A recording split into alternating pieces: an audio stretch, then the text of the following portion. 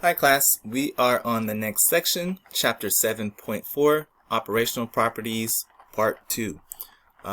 Same thing, we are going to go over some more properties of the Laplace transform, use them to solve some differential equations, and then we will move forward in chapter 7, right? So after this we have Dirac delta, which is an important sort of Heaviside style function, and then we'll talk about how to apply the Laplace transform to systems of equations, and then that leads us into chapter 8, which is systems of equations, right? So let's go ahead and get started. So we'll start with the theorem. Let's say we have a function that's equal to the Laplace transform of a function, right?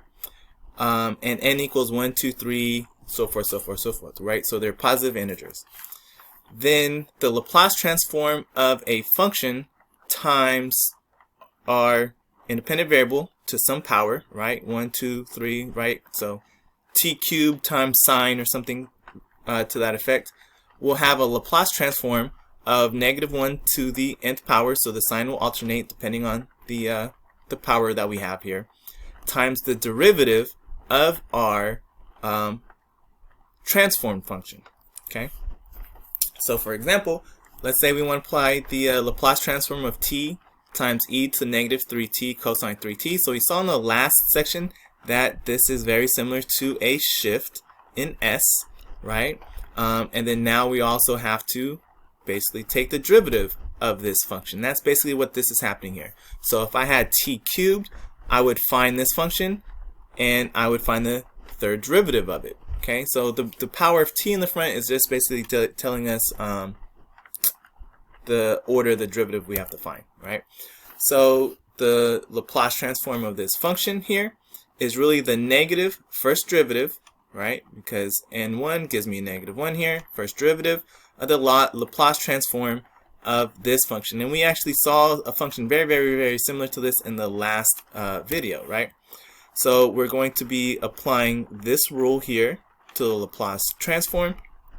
So again, remember that that exponent here gives me a shift of a, so it'll shift it to a -3 or -3, so +3. So again, we saw this in the last video, and so I'm basically going to take this function, I'll multiply this out and expand that so that I can find the derivative, and I'm basically doing either the product rule where it's s +3 times this quadratic to the -1 power, or you use the quotient rule, whichever one you're more familiar with. Here I decided to use, you always get out the same answer, right? So here I'm using the quotient rule, I believe. So or the product rule actually. So I have this to the -1, taking the derivative of s +3, which is just 1, right? So I have the derivative of this times this function, so I have here to the -1 power. I'm using the quotient rule because I have the negative actually. No, it's still product rule, sorry. So -1 will come down to a multiplier. I'm still multiplying times the first function, the top function, and then that -1 will reduce down to -2, and then I will take the derivative of my inside function, which gives me 2s plus 6. Okay, so here I just need to simplify this thing. Okay, I can pull out that common factor of s squared plus 6s plus 18 that I have everywhere. When I do this, I always pull out the lowest power or the highest power, right? In this case, the lowest power. So I will have one extra one of them here. So I have s squared plus 6s plus 18, right? Because I'm pulling out 2, I only have 1, so it leaves me with one positive powered 1 here, minus s plus 3, okay? Times this 2s plus 6. So again, that factors to s plus 3 with the 2 in front. So that's why I have s plus 3 squared, because of this back term here. Okay. So here I can expand this and combine my inside, and that will give me s plus 3 squared minus 9. Okay. I know that this was s plus 3 squared plus 9. I'm squaring it. It's on the denominator, right? Because that's what I had at the beginning here. S plus 3 squared plus 9 simplified to this. So I'm just simplifying that. I know that this is also s plus 3 minus 9, right? Squared minus 9. So I'm taking that. So I have s plus 3 squared minus 9 minus a minus 2s plus 3 squared, and so that gives me a negative one of them left over. So I believe I should probably have a negative sign here. Oh, I do, and that's why this turns into a negative. Okay, and that's my answer. Right. So that gets rid of this negative sign here. Okay, this negative looks like I didn't distribute here. So there should be a negative sign here, and then me taking out this negative will cancel that out. Okay. So next theorem we have is the convolution theorem. This is an important theorem. It'll make things a lot easier when we have to multiply stuff, right? So basically we're going to be multiplying two functions together and taking their Laplace transform. So if those two functions that I have, f and g, are piecewise continuous from 0 to infinity, then the convolution of those functions is the integral from 0 to t, f of tau times g times t minus tau. So again, my g function has a shift of tau in the positive direction in this case. Okay. So the Laplace transform of this will get me just the Laplace transform of f times the Laplace transform of g, both evaluated at t. Right. So when I evaluate this, it'll give me large f of s times large g of s. Right. So note that my convolution is it's commutative, right? So f convolution g is the same as g convolution f. So commutative basically, it means it can go in either direction. You can switch the order and it doesn't change the values, okay, or the functions. So the inverse Laplace transform of this will give me the convolution of f and g, right? A nice little tidbit to note is that if I'm taking the inverse Laplace transform from 0 to d of f of tau, is just 1 over fs, right? I believe you've seen this before. And the integral from 0 to t f of tau with respect to tau is the inverse Laplace transform of what we got here, right? Okay, so those are just some properties that are nice that go along with this convolution theorem that we can use, right? So let's do an example. Let's find the Laplace transform from 0 to t of tau sine of tau dt, right? So again, let's look at our formulas here, right? So I'm trying to find the Laplace transform. I have one function times another function, but if you notice, my function is not shifted, right? So it would probably be nice if I can shift my function so that I can do the convolution theorem and just take the Laplace transform of both of those original functions, in this case t and sine, right? So if I can shift sine a little bit, that would be nice. So I can rewrite this as 1 over s, the Laplace transform of t sine t, okay? And again, that's coming from this right here, right? So I'm going to do a 1 over s, and then I'm just going to focus on my function on the inside, right? Okay. So 1 over s, Laplace transform t sine of t. We know that the Laplace transform of this means I have to take the first derivative of this form. Okay. So I'm going to get negative 1 over s. I'm just pulling out that negative, and I'm writing the Laplace transform of sine here. And then I take its derivative, right? So this is really s squared plus 1 raised to the negative 1 power. So when I take the derivative, the negative 1 comes down, power decreases, and I take the derivative of the inside and get 2s. Those s's cancel, 2 comes to the outside, those negatives cancel, and this is now just the negative 2 power, so I can rewrite it in its fraction form like such. Okay. Next example, let's evaluate the Laplace transform of 0 to t, sine of t, cosine t minus tau. So now this is more like what we have for the first one, okay, instead of this piece here, right? So again, here I pulled out that 1s, and then I found the, I tried to do the Laplace transform of my function for the first example. Okay, so now I have my form that's more like this, so now I can apply the convolution theorem in this form. Okay, so again here, I was able to pull out the 1 over s, and then focus on the transform to find f of s, or in this case, f of s, this thing, of the inside function. So here, I need to just take the Laplace transform of sine of t and cosine of t, right? I no longer need the shifts when it's in this form. I just need the original functions in terms of their input. So t for both. Again, let's go back here, right? So when one is shifted and the other is not, right, and it's shifted by the input of the other, I can just evaluate both at t, not evaluate both at t, but find the Laplace transform of both at t. I don't have to shift both of them or either of them. I can unshift the g and just find its transform, right? So that's nice, right? So it's in this form, so I can unshift this and just find the Laplace transform of sine and cosine, both at t, which gets me this, which is nice because then I just need to simplify it, basically, right? So it's s and s squared plus 1 squared. Right. Okay, so let's go ahead and do another example. Okay, let's find the inverse transform of 1 over s squared s minus 1. So this is a little bit trickier. We're going to do this one in steps. We're going to find several inverse Laplace transforms and just kind of build up to what we have by doing that. Okay, so remember that the inverse transform of f of s, right, our s form, 1 over s is the integral from 0 to t f of tau with respect to tau, right? So it's basically a you integrate the inside function and you change the variable to t. Okay, so change variable in integral. So here for 1 over s minus 1, we will get e to the t. Okay. For the inverse of 1 over s, right? So again, 1 over s over a function.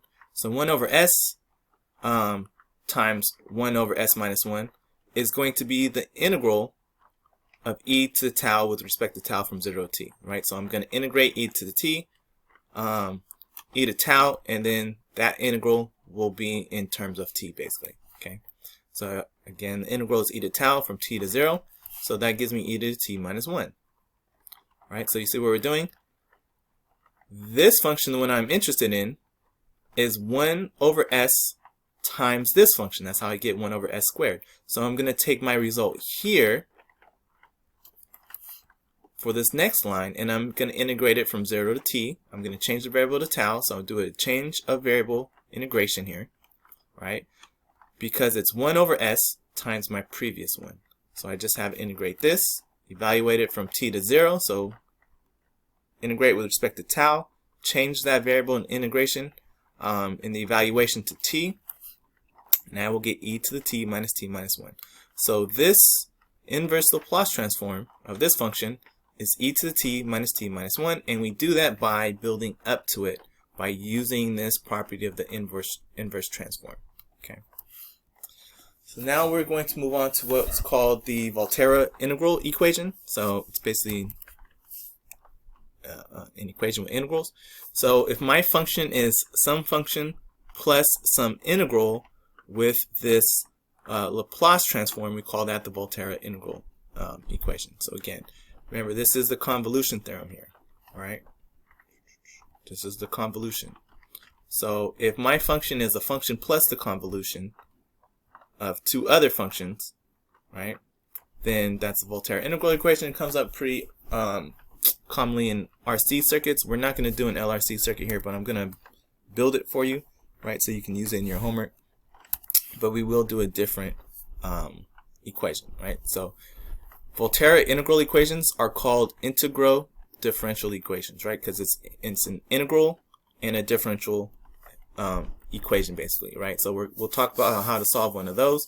It's not going to be an Lrc circuit, but we are going to do an integral differential equation right after this, okay? So if we have an Lrc circuit, again, remember L is di dt. Remember I is also the first derivative of Q, charge over the capacitor. So we can always rewrite this as L, second derivative of Q, R, first derivative of Q, 1 over C times, or 1 over the capacitance, basically, right? So we can charge this. We talk about the change over the, or the sum of the amperage over the capacitor to give this equation. So remember that the impressed voltage is just the sum of the voltage across the Lr and the C, right? The resistor, the capacitor, and the inductor, I believe is what it is, right? So let's do an example. Okay, we're gonna solve this integral differential equation. So I have some function f that I don't know what it is, okay, but I do have an h function here that seems to be t minus tau, right? It has some sort of a, or this is t minus tau. I have some function in tau, okay, some function in tau. I have some other function I'm interested in t. So again, I'm gonna move this around to get it into this form. I'm gonna try to isolate this f function I'm interested in here, okay? And I'm going to move stuff around, right? I guess not. I guess I just take the derivative or the Laplace transform of each piece first. It doesn't matter. I'll eventually move stuff around. So Laplace transform of t, 2 times f of t. Here, this gives me the convolution theorem, right? So I don't have to move any kind of crazy things around because this is in tau and this is in t minus tau. That's the convolution. So applying my changes, I get 1 over s squared, 2 times capital F of s. This is just 2 different e functions, right, with a different a value, so the denominator changes a little bit, and this is as well just f, right, capital F. So again, I want to isolate capital F of s, right, so I will do that by adding this over and then factoring out the capital F of s, so that gives me this on this side. Then I will isolate it by dividing this onto both sides as well, okay? So it looks like before I do that though, I'm combining this into a single value because I'm going to have to do that anyways, even if I divide it on both sides. So I have my common denominator of s minus 1 times s plus 1, or s squared minus 1. So this gets multiplied times s plus 1, as you see here. This gets multiplied times s minus 1, as you see here, minus s minus 1. And then 2 gets multiplied times both top and bottom to have the common denominator. So I can just write over the common denominator. We'll go ahead and finish simplifying this out. So this will be 2s squared minus 2, right? And then this goes away, or actually this turns into 2, right? And so the 2 on top and that negative 2 here also get to cancel, right? So I just have the 2s squared on top, s squared minus 1 on bottom, and then I can divide this over to both sides. So I'll have s squared minus 1 on top and 2s to the 4th on bottom. All right. So then I can try to pull this apart. So I got s squared over s4 minus 1 over s4, and both of those have a 1/2 multiplied as well. Notice these are really just looks like t functions, right? I'm going to have to manipulate this one a little bit, but this is just t. This one I'm going to have to multiply top and bottom so I can get t cubed, right? So I need that 3 factorial. Right, so there we have our answer. So next we need to talk about the transform of a periodic function, okay? So if f of t is a piecewise continuous function on 0 to infinity of exponential order, with a period of length t, okay, so it repeats, then the Laplace transform of that function is the following. So notice that this is your standard Laplace transform integral, right, where we're going from a function of t into s, right, but our bound here is the period, right, so we're only talking about integrating over the period, and then we have this here to take care of the rest of it, basically, right? So I have 1 over e to the negative s times the period. So remember, t here is a constant value. It's the period of the function. So let's go ahead and do an example, right? So we want to take the Laplace transform of the following periodic function. So notice it has an output value of 1 and a period of 2. It's on and then off, and then it repeats. And that has a length of, sorry, not 2, but 2a, okay? So what's going to happen is I'm going to go into my transform of the function, and everywhere that I see large t, I'm going to replace it with ta, okay?